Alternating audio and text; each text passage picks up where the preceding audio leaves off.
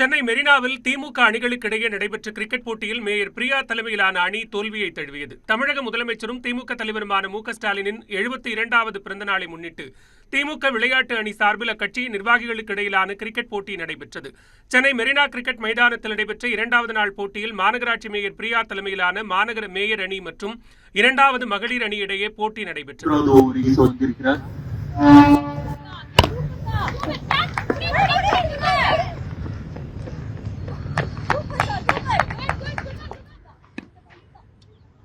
மீண்டும் ஒரு கேட்சுக்கான வாய்ப்பு நழுவப்பட்டு இருக்கிறது.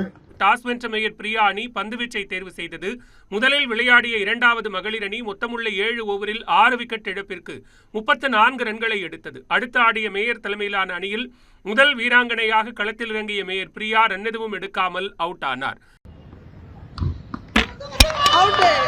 மீண்டும் ஒரு விக்கெட்டை இழந்திருக்கிறார்கள் மேயர் அணியினர்.